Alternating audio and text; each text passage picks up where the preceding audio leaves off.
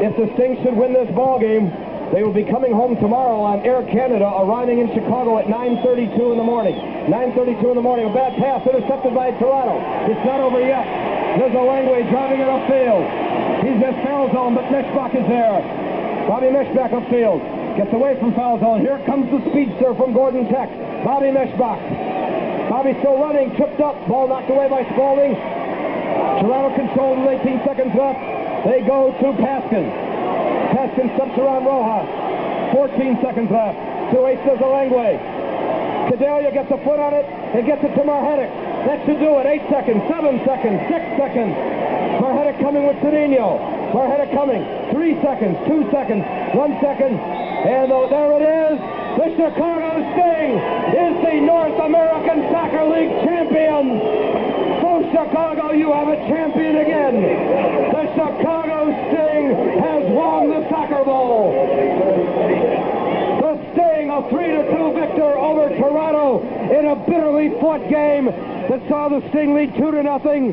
Toronto battled back with 2 goals in the second half. And it was the Magic Man again, with help from Gray and Granitz and Rojas, who got the winning goal. And Chicago has won the Soccer Bowl. Mark up another championship for the city of Chicago. Welcome to Good Seats Still Available, a curious little podcast devoted to exploring what used to be in professional sports. Here's your host, Tim Hanlon. Well, hello there, gang. How you doing? My name's Tim Hanlon, and we welcome you once again to our little frivolity that we like to call Good Seats Still Available. Yes, it's our curious little podcast that we like to do for you each and every week that's devoted to what used to be in professional sports. Thanks for coming by. And before we get into this week's episode, I do, of course, want to wish all of you as much health and safety as possible. We're living in extraordinary times. Your health and safety are obviously of supreme concern, and we all are in this together. And of course, the economic realities, too, are starting to play out. It is our intention to do our very best to keep at our weekly schedule to provide whatever little levity and distraction that we can. Lord knows we need it, and I suspect that some of you are going stir crazy, being self-isolated and staying at home. Hopefully, you're healthily doing so. If you somehow are not doing so, or if you haven't gotten tested and you think you're not feeling well, by God, all means, please do so. And obviously, please heed all of the warnings that you hear from your trusted local and regional and national officials, and don't endanger the lives and safety of others in the midst of all of this. We reach out to you, and we appreciate you coming by and listening to us, and hopefully we, like I say, can give a little bit of respite from the craziness of the world out there. And please, by all means, do what you need to do to stay safe and economically viable, and we appreciate, of course, you listening and giving us your encouragement as well. And we appreciate all the notes that have come in so far. And let's move on to some entertaining conversation, shall we? With our guest this week, the legendary head coach and National Soccer Hall of Fame inductee of the old Chicago Sting of the North American Soccer League. His name is Willy Roy. And as you'll soon learn from his accent, is almost you could call a native Chicagoan. I jest, of course, because he was born in Germany and has a very strong and distinctive German accent. But there's no guy more synonymous, I think, with Chicago soccer than that of Mr. Willy Roy, who was the longtime coach of the Chicago Sting from around, well, we'll talk about it, 76, 77 or so. There was an interim head coach title there. We'll get into some of the hows and whys of that. But he stayed with the Sting for right through the end of their, at least, outdoor life in the North American Soccer League in 1984. And then a little bit later as the indoor thing with the MISL went on, and we'll get into some of that too. But the game that you heard there, featuring the dulcet tones of Howard Balson, a longtime on-air broadcaster for Chicago Sting games. And there was no more exciting, I think. Well, there are plenty of exciting games in Sting history for sure. But there was certainly one of them right there. And that was on October the 3rd, 1984 that you just heard, when the Chicago Sting won their second ever North American Soccer League championship against the Toronto Blizzard in Game 2 of what was then had become not a singular Soccer Bowl championship game, but a 3-game series for the Soccer Bowl title. And that was a mere 2 days after, he says, the first game, which was on October 1st in front of about 8,300 people in the old Comiskey Park in Chicago, when the Sting won that game 2-1. Now, 2 days later on a Wednesday evening at Varsity Stadium in Toronto, and actually I think the Blizzard at the time were playing home games at the much newer Exhibition Stadium, but for whatever reason, Exhibition Stadium was not available that evening. So Varsity Stadium, where the old Toronto teams, the Metros Croatia, and I think even the Toronto earlier versions of Toronto's NASL and even precursor lives were. So it was kind of sort of an interesting sort of a circle of life there. But what a game that was on October 3rd. The Sting had actually gone up 2-0, I think around the minute 68. We're winning 2-0 and looking like everything was going to be hunky-dory. And then the Blizzard in succession in a matter of 2.5 minutes scored 2 goals in the 70th minute and the 71st minute and 73rd minute.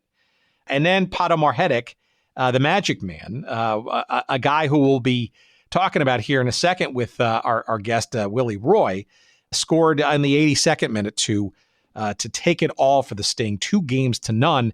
And of course, the interesting piece of trivia around that game, that was also the last ever game in total for the North American Soccer League. I'm not sure people recognized it at the time, although there's absolutely a feeling in the air that things were not good. As a matter of fact, quite dire for the North American Soccer League as it played out in the months afterwards, as it limped along and ultimately gave up the ghost, I think, in the early part of 1985. But the Chicago Sting, a very interesting team, and certainly a big splashy name, and the people involved similarly splashy. Great personalities and a tremendous legacy. And as we've talked about in previous episodes, Mike Conklin in particular, you want to search that episode up, longtime sports writer for the Chicago Tribune and scribe, if you will, and chronicler of the Chicago Sting, a very fascinating precursor to this conversation with Willie this week. You know, the Sting really climbed the mountain in Chicago and became synonymous with its championship history. At 1981, ticker tape parades and all that. In 1984, I guess not as memorable as the 81 championship season was, but it certainly solidified the Sting's major league status in a very tough sports town, that of Chicago. And was absolutely also part of, at least for an initial bit of time, the indoor success. The Chicago Sting also was successful and enjoyed both in the NASL and then later in the major indoor soccer league. And then, of course, it all fell apart as a lot of things did in the mid to late 1980s. But I digress. I encourage you to listen heartily to this great conversation with the head coach of many of those successful years with the Chicago Sting, Willy Roy. And, you know, we actually start prior to Willy's tenure with the Sting. And I think it's really important and maybe lost on a lot of people that Willy Roy was a member of some of the earliest teams in pro soccer history in this country in the late 60s when that was getting rebooted. The Chicago Spurs of the National Professional Soccer League, and then the second year then becoming the NASL, the Chicago Spurs playing in Comiskey Park. They relocated to Kansas City to become the Kansas City Spurs in 1968. As well, and that's part of the NASL's history. And then Willie was part of the St. Louis Stars, a very important legacy franchise from 71 to 74 in the NASL. All that was before he came to the Chicago Sting, both as a player and then player coach, and then as a coach full-time And so we get into all of that, sort of how Willie sort of got involved in pro soccer in the United States in the first place. Oh, and by the way, was part of the U.S. national team for a good 8 years, from 1965 to 73, including a whole bunch of World Cup qualifications, certainly for the 1970 World Cup and then some. So all of that stuff, and then the sting, we get into with our special guest this week, Willy Roy, the longtime coach of said NASL legacy franchise. Coming up in just a few moments. Entertaining is not the best word. It's more than that. I can't come up with another adjective right now, but you will enjoy it for sure. And I look forward to presenting it to you in just a few mere moments. But first, a couple of promotional items. Let's get out of the way. To celebrate this conversation with the great Willy Roy, how about a few great T-shirts from our friends at streakersports.com. Streakersports.com, the purveyors of sports culture, and with a promo code GOODSEATS for 10% off all of your purchases. And if you go to the Defunct Leagues section at streakersports.com, and with that promo code in hand, you'll find a whole bunch of great shirts that almost trace the career of Willy Roy. And what a great way to celebrate by doing so. The Chicago Spurs of the aforementioned National Professional Soccer League in 1967 is there in a great T-shirt form for you. You can get a version of that. You want to get the Kansas City Spurs version for 1968 in the NASL. You can get that too, and it's in a beautiful red, white, and blue sort of look, and it's fantastic. And of course, the St. Louis Stars that Willie played on for 3-4 seasons in beautiful blue and red and white look is there for you as well. So by all means, let's celebrate the early years of pro playerness that Willy Roy enjoyed by going to streakersports.com and searching up those shirts, and by all means, using that promo code GOODSEATS for 10% off all of your purchases. Now, do you want a Chicago Sting shirt? Well, the best place that we can send you to that's part of our little promotional family here is our friends at oldschoolshirts.com. Oldschoolshirts.com. We got a promo code for you there. That's GOODSEATS, and you can get 10% off all of your purchases there as well. And you know how good they are, not only for sports, but all kinds of great pop culture stuff. But you want to get the Chicago Sting T-shirt? You can do that there, and it's attractively priced. There's a different and I think quote-unquote newer version of the St. Louis Stars shirt there for you as well. It's actually on sale this week. You can get that there too.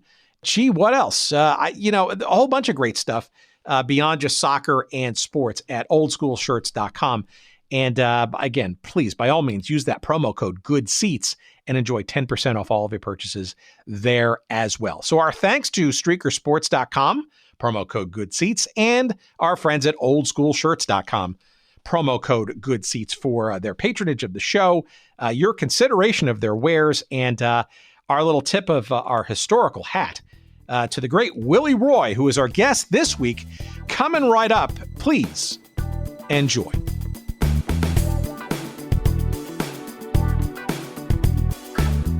As a kid growing up, wait for it, I was a huge fan and longtime season ticket holder of, yes, the dreaded New York Cosmos back in the day. And the fascination, of course, as I grew up, was fell in love with the sport, fell in love with the league and the teams and the Sting, the hated Sting, frankly.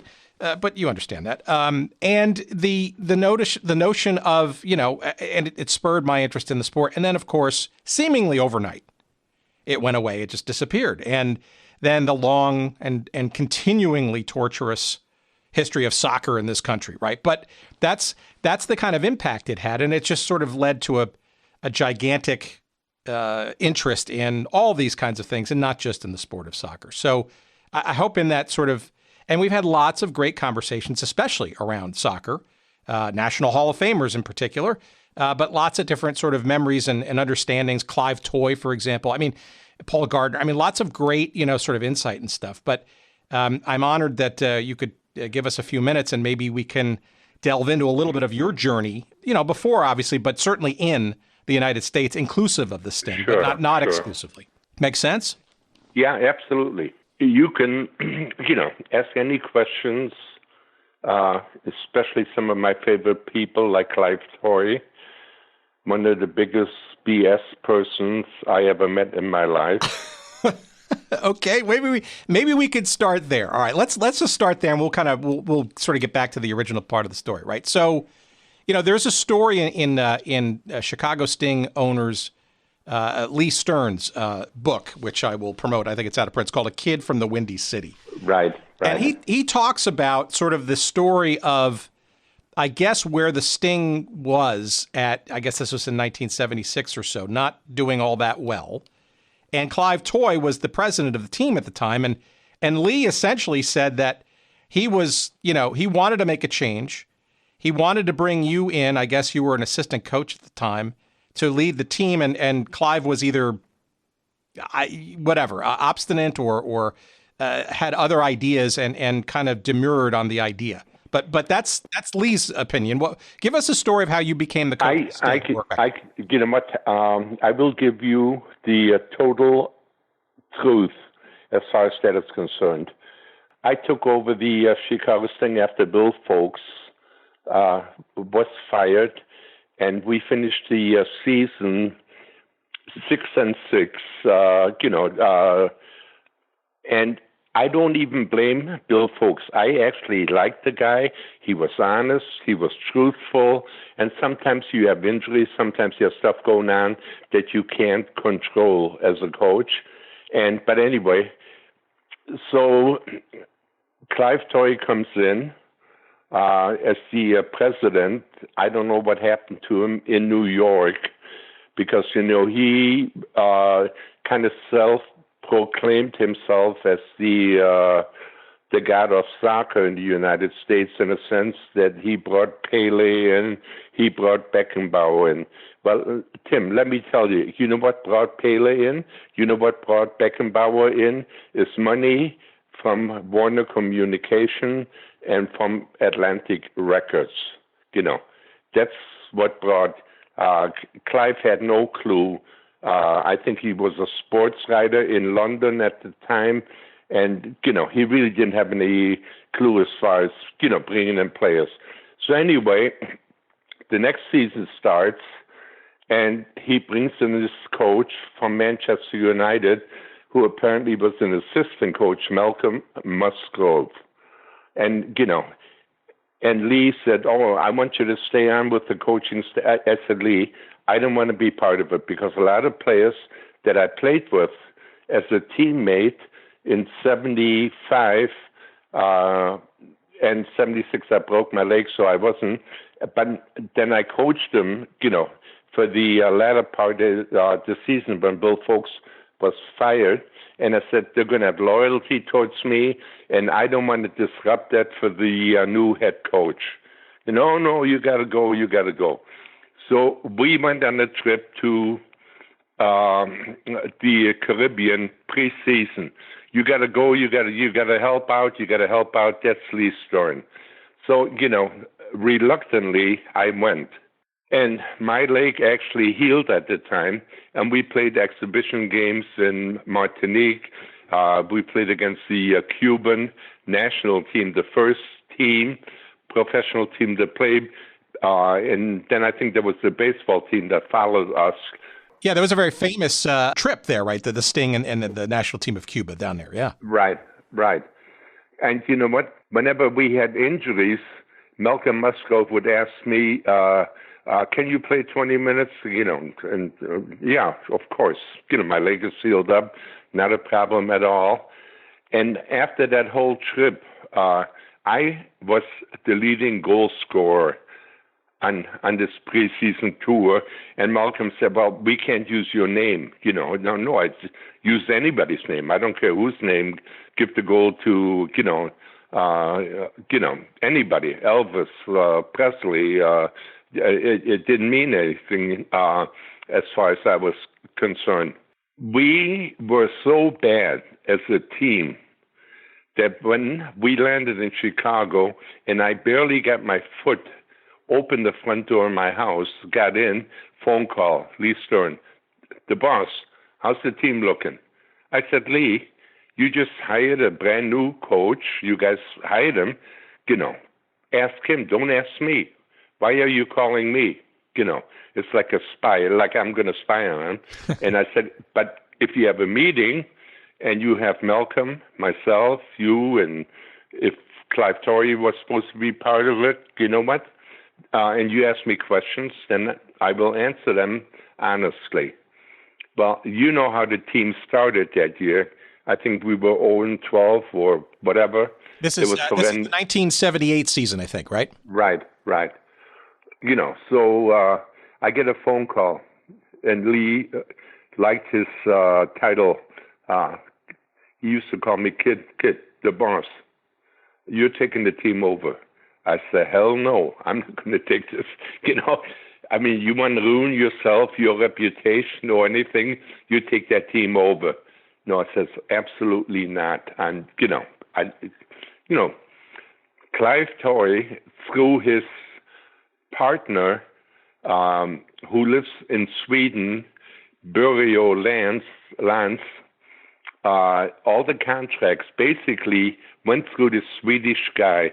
So we ended up getting like 4 Yugoslavian players, Meskovic, Milkovic. They played like in the 3rd division in France. And, I don't know how much money Lee spent for them at the time. But you know what? The guys were absolutely useless. It was like a joke. But before they even came, I'm going to backtrack a little bit. Sure. I went on the scouting trip with Clive Torrey. We were going to look at an African national team, and I forgot what country it was in Africa, but that's not important. So we grab a cab, not Uber, but a regular cab, and we're going to see, see the players, and I didn't see anything worthwhile seeing, and blah, blah, blah, blah. Then I said, I'll go to Germany, and there are a couple of players. By following the German news, I found out that they were not in favor with the club anymore, that we could probably get them. One of them was Arno Steffenhagen, who was a great player. He was a European-type player. All-star, and Horst Blankenburg, who also was a great defender, Played alongside Johan Cruyff at Ajax, yeah? At Ajax, yeah. And, so I kind of worked out that deal, and they came to us, joined us, and it made a little bit of difference, but we kept losing. And then going back again, but Lee said, you're taking over. And I said, no, I'm not, I don't want any part of this. My biggest success with Clive Torrey was when I went on a scouting trip. The only thing he always told me in Europe, make sure you bring me back a box of Cuban cigars. Not players, Cuban cigars. That, if I brought him back a box of Cuban cigars, I had a successful trip. So, that was easily done. But it does sound, though, Willie, that you were kind of behind the scenes already kind of beginning, if not already starting to put your hands and your imprints on this team, even if you maybe were reluctant to do so. Because my understanding, again, from what I read, right, and now I'm talking to the source, is that kind of Musgrove was kind of given the credit for finding and or signing people like Steffenhagen and Granitza and Blankenburg and Jorgen Christensen. But it sounds like you were kind of involved, if not very involved, in sort of isolating those players. You know who signed them? You're talking to them right here. Whether it was Karl-Heinz Granitza, Jorgen Christensen, Arno Steffenhagen, Horst Blankenburg, but I'm the one that did it. Nobody else. No, if anybody else would tell you that, they're absolutely liars. No, I made contact. I went to their homes and, get all the, the contacts, the initial. Then obviously it took Lee's money to finalize the deals, but no. Yeah. So okay. So then, how what convinces you then finally to take over the reins? Because essentially, you're already doing many of the things that arguably Malcolm and or Clive should be or have been doing. What convinced you to kind of go over the top and just take the reins yourself? I sat down with Lee, and I told Lee at the time that the only way I will take over the soccer program would be if I was in charge of all the summer camps, if I was in charge of player acquisition, if I was in charge of anything that had anything to do with soccer, okay? That the only person I would report to is Lee Stern, not to Clive Torrey, because I saw the obvious failures that this man had, and and he totally agreed to it. So then, I want to say maybe a couple of months later, Clive Torrey resigns as president from the Chicago Sting because he couldn't do any deals that he would, that he had with his buddy Börje Lantz in Stockholm in Sweden. So, the power was gone. It's, what is he going to do now? Nothing. Lee absolutely supported that, and that's basically when I became the team manager and coach and, and took over the team. So this was mid-season 1978, right? And then obviously full-time and onward in 79. And we'll get into the rest of that story in a little while. But you might want to remind our audience, you were kind of hinting at it, the change in the demeanor and the performance of the team was seemingly overnight, right? Once that change was made. I mean, if you look at the stats, I mean, you ultimately made the first round of the playoffs in 78 after starting very woefully. And despite having a losing record, which is a North American Soccer League specialty, but I digress. But the turnaround was dramatic, wasn't it, pretty quickly? You know what? Not only on the soccer field, but you talk about Tim Weigel, you talk about Johnny Morris, you talk about Bruce Roberts, you talk about all the television people. We had characters. They were great interviews. And then, one thing led to another thing, and then pretty soon people got excited, listening, to Karl-Heinz with his pink glasses in those days. I don't know whether they were in style or not, but a lot of people commented on that. And these were really top-notch first division players in Europe. Yeah, and for those outside the Chicago area, Willy's referencing most of the major sort of television newscasters in the Chicago area, and then it basically became much more of a story, not just about this team and playing soccer, but also, frankly, the personalities involved, and then that actually sowed the seeds for what was to come in years past. But obviously, it didn't immediately translate into fans in the stands, right? But you did feel, and Lee did feel, that you were onto something, and obviously certainly more competitive, which is ultimately, I guess, what mattered, at the end of the day, right? No. They were excellent players. And, when you build a team, you know that as well as I do, there needs to be chemistry. And whether I was lucky or not, Karl-Heinz and Jürgen Christensen played together in Berlin with the, one of the Bundesliga teams. Arno and Horst Blankenberg actually played in Hamburg, and they won the European Cup, UEFA Cup Championship. They didn't have the Champions League title then. It was only called the UEFA, Cup. They won, so they were teammates together. So that kind of, you look at the chemistry, they knew each other, they came together, and, maybe you need a little bit of luck, maybe because I was born in Germany, that I could speak their language, maybe that helped a little bit, and you put all those pieces together, and things really, worked out for us. Okay, so I want to put a push pin in this part of the story, and I want to actually go back because I want to actually get into the story of how you actually got to the United States in the first place. But I think before that happens, maybe you can give our audience a sense of your journey to becoming a soccer player generally, and then maybe a bit on how the hell you made this jump to the United States and this fledgling 1967 situation of not one, but two professional leagues that were trying to kind of jumpstart the sport in this country. How does all of that happen, both in the beginning of your career, and how do you make the jump to the United States? Arguably a real chance, right?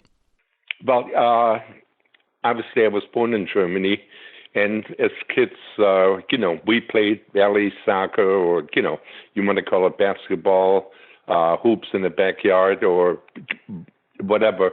So when we came over here, I was 13 years old, and in a neighborhood where nobody even knew what a soccer ball was like, we used to play baseball initially in the schoolyards in the grade school, where we had a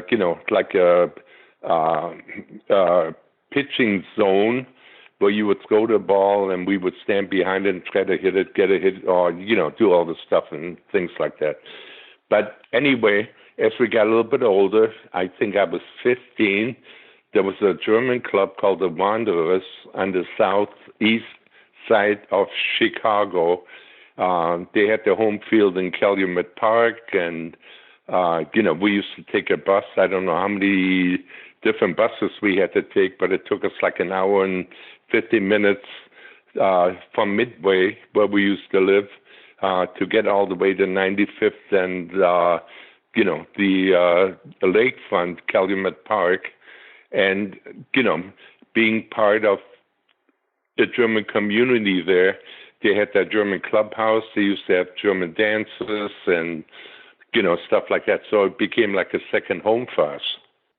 So you're a Chicago, basically, transplant. And how are you being, shall we say, discovered? And maybe sort of how do you get into the idea of being part of a fledgling professional soccer league that, in the halo of 1966 and the World Cup and a couple of games actually being broadcast in the United States, there seemed to be a frenzy around that time to get these leagues up and running, which was just, seemingly crazy, I guess, if you look back on it. But how do you get involved and get into the mix of being part of at least one of those teams in Chicago?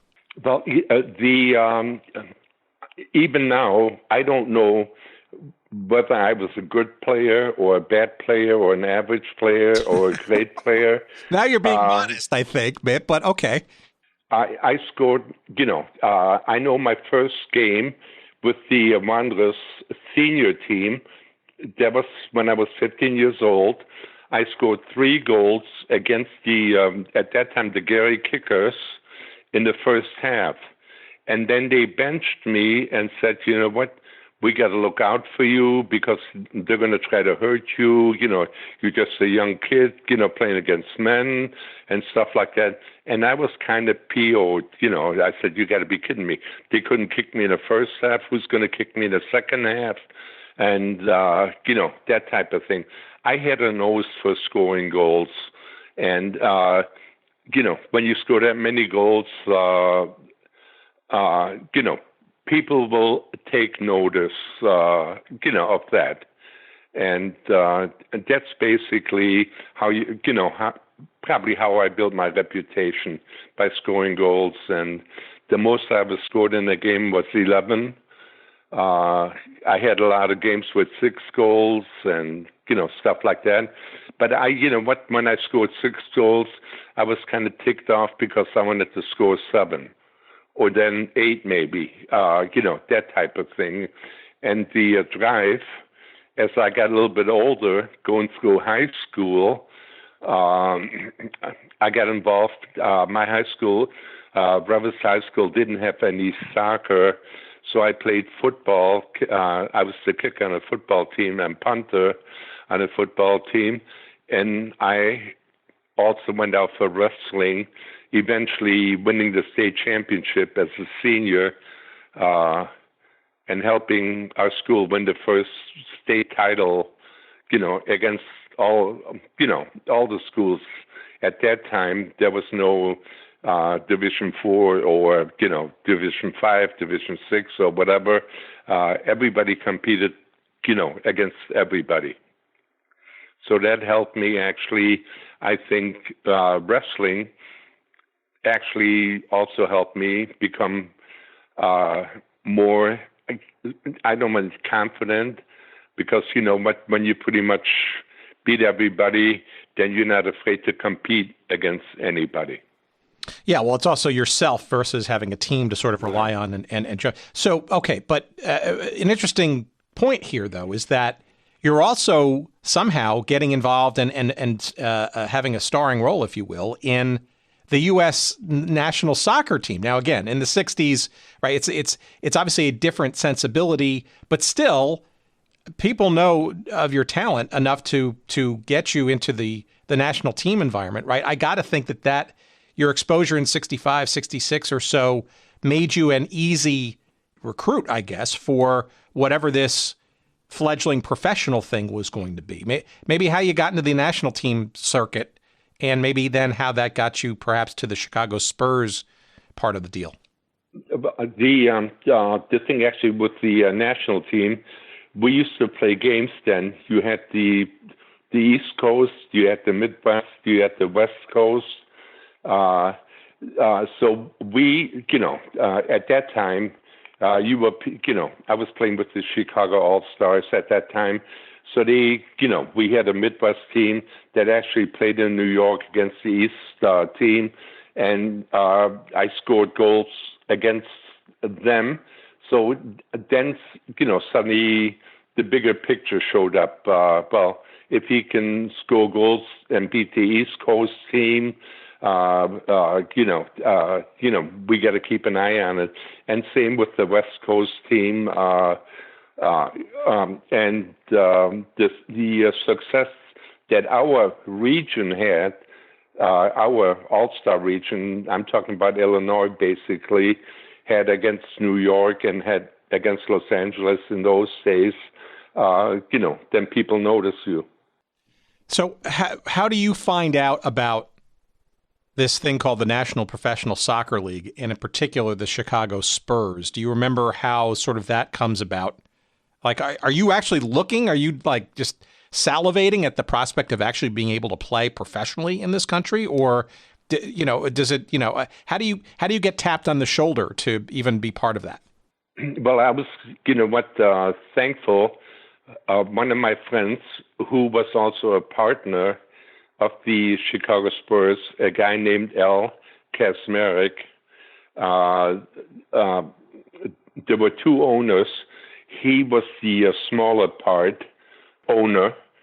He actually was involved in Chicago soccer, so he knew my background, and he knew pretty much everybody's background in Chicago, and so it kind of opened the door for me pretty easy, saying, okay.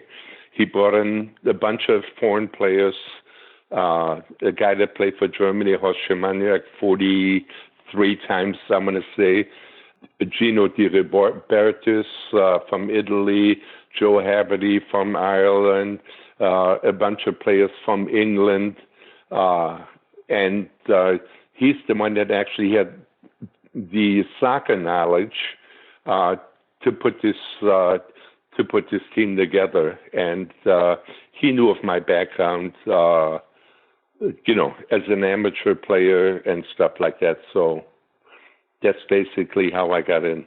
So what was it like? How much were you getting paid? Obviously, CBS was broadcasting games.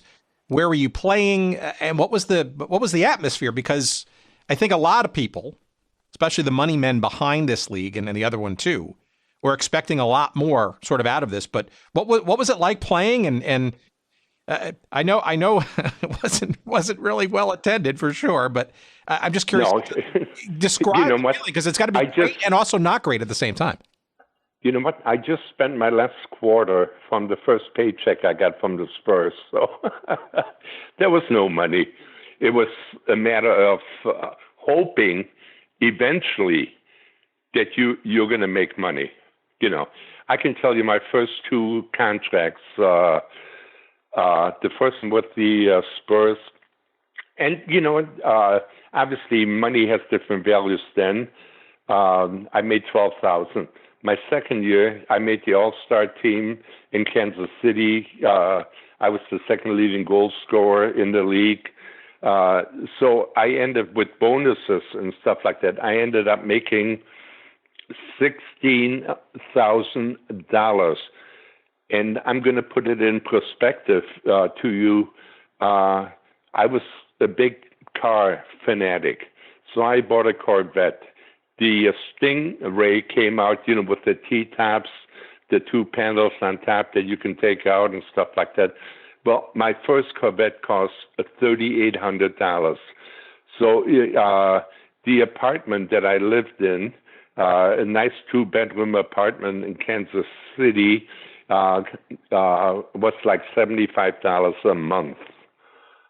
So I know of somebody, my friends that I play golf with in golf outings later on that were in football, the Billy Pierces in baseball, the Ronnie Bulls playing football, who worked just till about 3-4 years ago.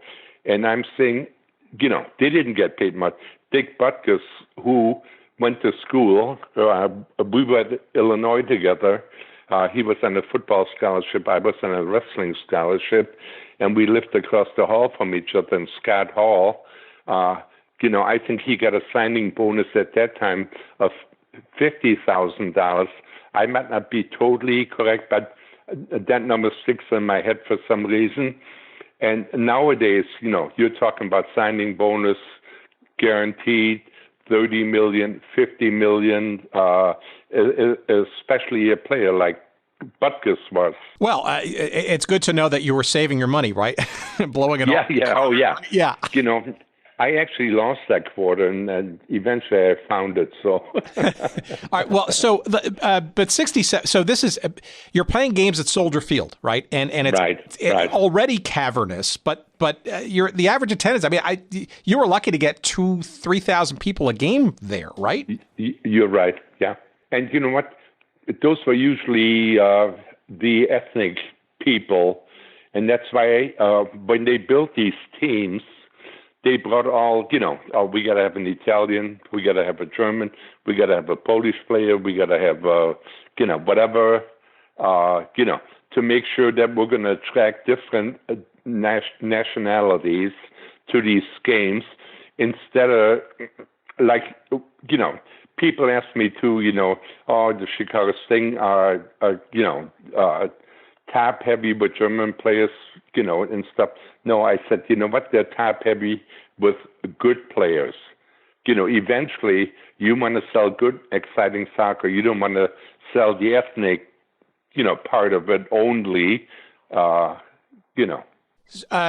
play of the NPSL, right, which for folks who have been following sort of the history and our exploration, right, it was on national television versus, say, the United Soccer Association, which did not have that luxury.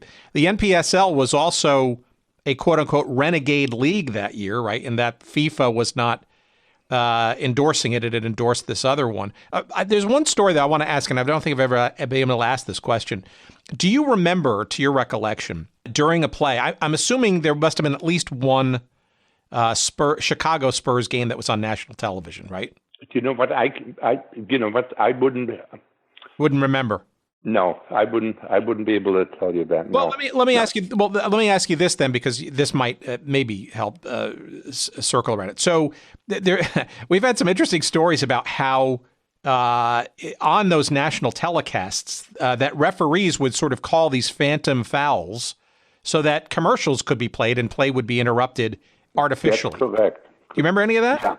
Yeah. No, that is correct. Yeah. Because they wanted to have the timeout to run the commercials. No, that I remember, 100%. So, no, that is correct. Well, that's crazy, right? I mean, you must have been just... Of course. You're pretending like somebody kicked you and you're going down, faking an injury, which really was not an injury. at all, stuff like that. No, that was BS, absolutely. You know what BS stands for, right? Just a little bit, I think so.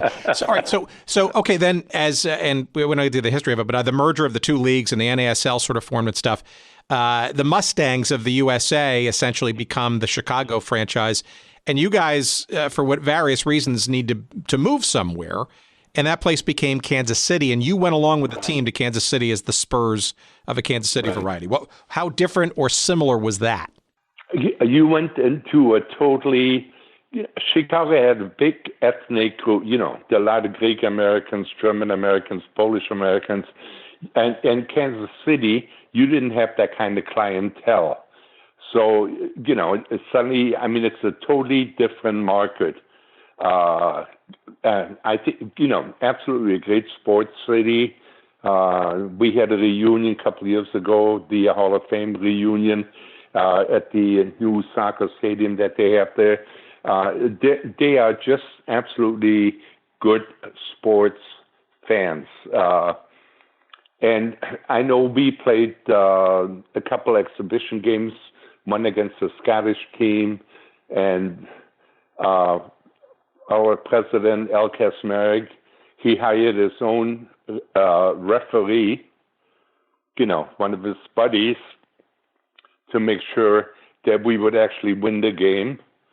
And, the referees with their whistle in the hand, they can call a penalty kick any time at all. But somehow the word got out, and the league at that time made sure that they brought another referee in to whistle the game. So before the game even started, there was competition going on between both officials. No, I'm in charge. No, I'm going to be the referee, and no, So it was kind of comical. But all this time, you're also playing for the U.S. national team, right? Like qualifying for 1970 and all that. So you're absolutely in the mix, right? And you were Rookie of the Year before, in '67. Obviously you're standing out as a talent. What happens in Kansas City? Because then there was kind of a pause in your pro career, at least as it relates to this fledgling North American Soccer League from Kansas City, huh?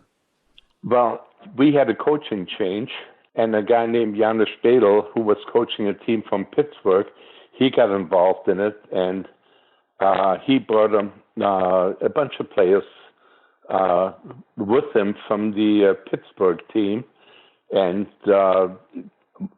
we didn't hit it off well, but, he's in charge, so he can do whatever he wants to do. And his message when I played was, if you don't score a goal today, you're going to be on the bench. That was his motivation factor.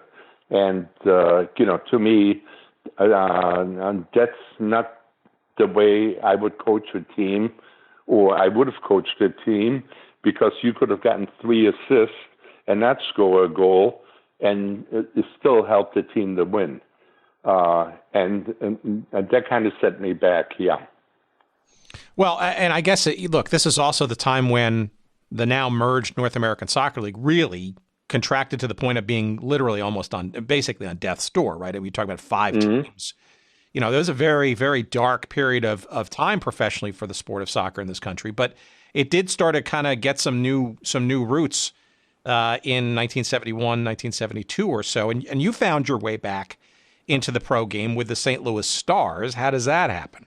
Well, the coach, actually, the Stars had a coach from Chicago, George Meyer, initially. And, and some of the teammates that actually played with the St. Louis Stars were also teammates of mine with the U.S. national team.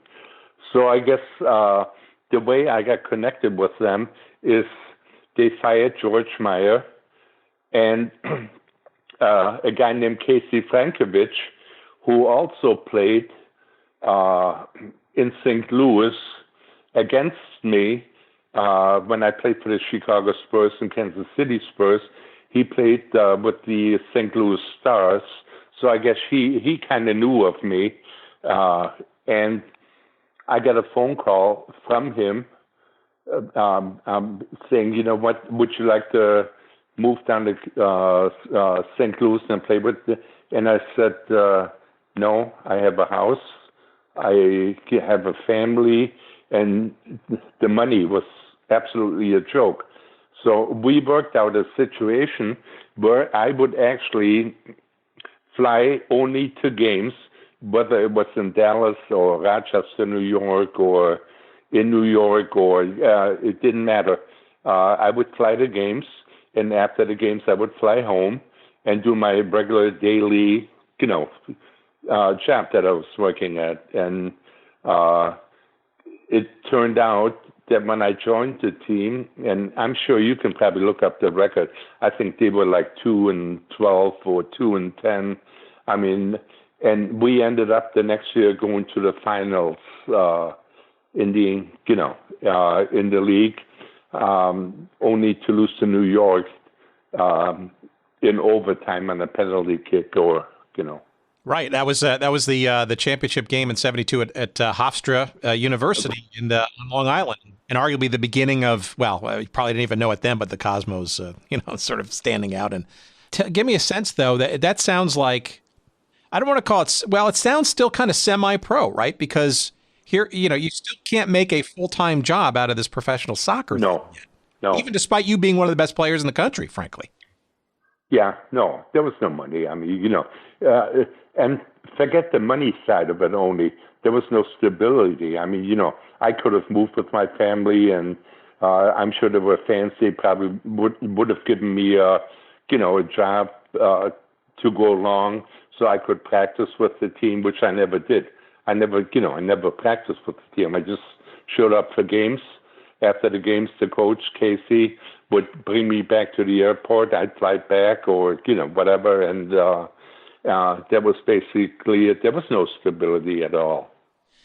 Describe to me the quality of play, because this obviously will lead into how you then made got into the Chicago Sting situation. But, in St. Louis, playing in, there were times you were playing at Bush Memorial Stadium, which was cavernous, but also the smaller Francis Field at Washington University. I mean, to your point, stability, right? Not only that, but there were not there was not a consistent quality of field. There certainly wasn't a consistent quality of team preparation and training. Yet there were arguably in those years that you were in St. Louis, the beginnings of, and frankly, fairly quickly, some real, progression and movement towards, what the NASL was starting to become, right? Things like television again, and things like expansion to the West Coast. And it really kind of started to kind of get going, albeit St. Louis, maybe not so much of that, but describe to me, I guess, maybe like a 1971-72 kind of feeling to maybe what it was like, say, in the mid-'70s when things seemed to be starting to gain some steam. That's my perception, at least. Well, let me say this. Having played with the Chicago All-Stars, and we played against many European teams that would come on vacation over here or preseason and get ready to play. And the Chicago All-Stars, we held our own, beating some of the professional teams from Europe in these exhibition games that we had. And the same thing in St. Louis, where we also played against teams from Greece, top division teams, and we would beat them. And then it seemed like everybody was kind of surprised, but the level of players, and a lot of them, I have to say, were foreign-born players like myself, and that had a feeling for soccer, the love for soccer, and all the stuff, and not so much many American-born players in those days, but it kind of carried together and it bonded, with both sides, and we didn't have to be ashamed for the performance that we put out on the field. And how about fans and general awareness? I mean, did you feel like you were discovering or finding a new core of fans, or was it a tough slog? Were you kind of playing still in anonymity? Did you feel a change in that? But when you everybody loves a winner, and basically, whether it was in Chicago with the Sting or in St. Louis or in Kansas City, when you start to win, you obviously are going to attract people. Some might say, I want to see what the hell these guys are wearing in these short pants or whatever the reason is. And, and as you start to win, you're going to get noticed. And then people want to be part of that, situation. And everything improved. I don't know the exact level, as far as crowd, because owners, a lot of them used to say, well, we only had 15,000, and some of them maybe didn't want to pay taxes, so we said we only had 12,000, as far as that is concerned. But the enthusiasm, certainly, you could see it was getting stronger and stronger every year. All right, so how does Chicago happen? How do you get back to your, if you will, your hometown? And assistant coaching, right? Did you decide that you were? I don't remember. Were you a player as well when you came to the Sting, as well as sort of the assistant coach, or how does that all happen? No, I was a player initially, and it's actually quite a story. The Chicago Sting supposedly, they said they made a deal with St. Louis, that they would have my rights, also of a goalkeeper, Mike Winter, that they would have his rights. Anyway, the first person that I had a conversation about money with was Bill Folks, the first coach the Chicago Sting had, and it was absolutely ridiculous. That I said, what, I don't want to insult you, and please don't insult me. Nothing to do. The second conversation I had with a fellow named Mike Pyle, and I don't know whether it means anything for you. He was he played center for the Chicago Bears. Very nice, wonderful person, good football player. And, conclusion was the same thing. I said, Mike, I don't want to insult you. I watch you playing football on television and blah, blah, blah. And, I don't want to insult you, and please don't insult me either. So the next thing is I get a phone call from Lee Stern's secretary, and she said, Mr. Stern would like to meet with you. And I said, fine. So I went to the office, which was on Michigan and Wacker, looking straight ahead to the Wrigley building. So I go in, and he asked me to go into Mike Pyle's office. I go in there. There's a full-blown portrait of me, 6 foot, on the door. And Lee Stern is standing in there with a bunch of darts. So, I looked at him, and I basically laughed at him. He's a multimillionaire, thinking he invented something new. I told him, I said, Mr. Stern, I made a living before I met you here today, and I'm going to make a living after I leave you here today. So what happened is the Sting were going on a preseason trip to England. So I suggested to him, why don't I go with the team? And if I play well, then you're going to, and we're talking peanuts now. We're talking, $6,000-$7,000 a year for the season. We're not talking, $50,000, $60,000, $70,000, because I still have my regular job.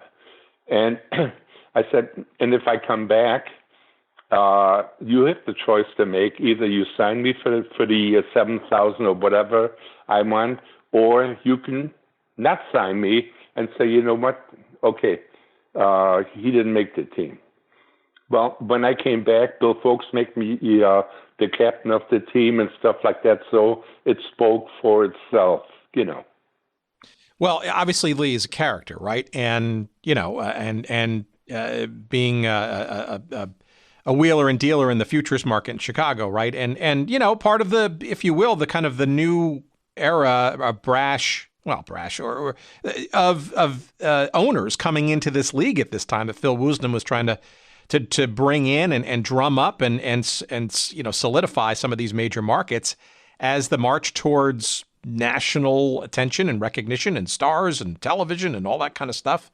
To the outsider, it would seem like, hey, Chicago, the Sting, willing to make some commitment, some money at least in the short term behind it.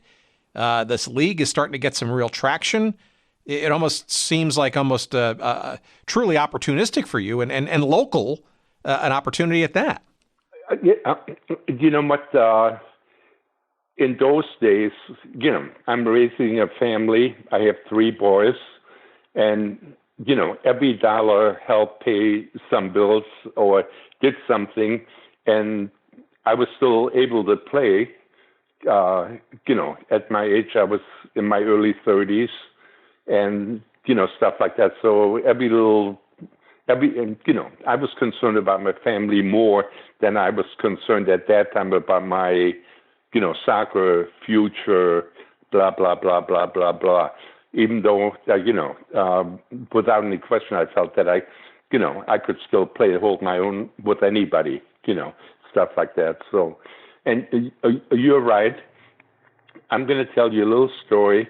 Happened about 5-6 years ago. Do you know the White Sox announcers? Sure, Steve Stone and Ken the Hawk and others to come. Sure. Who's the other one? But anyway, Lee was kind enough every year, and we still talk to each other. So he said to me, the whole family, we were at a White Sox game. He said, "Kid, let's go down there and talk to Steve Stone." We go down there, and then typically we walk in there, said hi, you know, Billy. Oh yeah, we know Billy. And suddenly he says, "That's the guy that made me lose millions of dollars, you know, coaching the team. If we would have lost right off the bat, I would have folded the franchise, saved all this money." And then not Steve Stone, but his partner said, "Lee, if it wasn't for Willie, you'd just be another rich Jew in Chicago that nobody would have known." And then Lee looked at me and said, "Let's go back up to the box again." So, wonderful memories.